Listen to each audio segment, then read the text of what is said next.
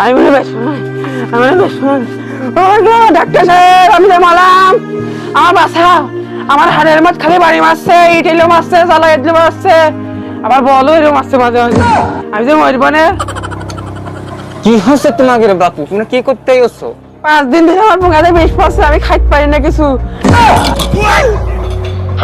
Case তো মনে হচ্ছে সুটকেস।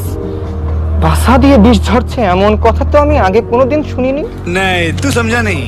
তা বাপু আর কি কি হচ্ছে তোমাকে? এরকম ঘটনা কিন্তু আমি খুব কম শুনেছি, আর একটু ভালো করে বলো। রাত দিন 24 ঘন্টা আমার বাথরুমে থাকতে হয়। ডাক্তারে কি কয়? ও ডাক্তার কি কানা নাকি রে?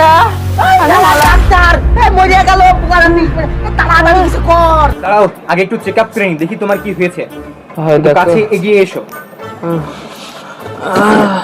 মরার কায়দাই নেই। ঠিক পেটের মধ্যে সত্যি টি20 ম্যাচ খেলা। তুমি সকালে কি খেয়েছো গো বাপু? তোমার পেটে এমন অবস্থা। আর বাপু কয়ে না, সকাল থেকে কিছু খাইতে পাইনি আজ 4-5 দিন। আমি মরেই যাব না মনে হচ্ছে।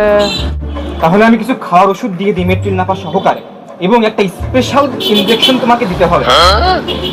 আমার কাছে ইনজেকশনটা রেডি আছে, আমি তোমাকে দিচ্ছি। ডাক্তার সাহেব, ওই ইনজেকশনটা পারমাণবিক বোমা।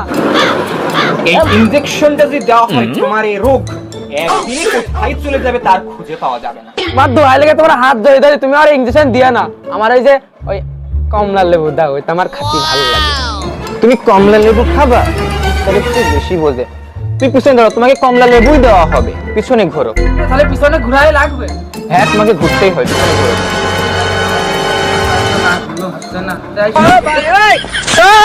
হয় দাও, ওই ইনজেকশন না দিয়ে ওইটাই দাও।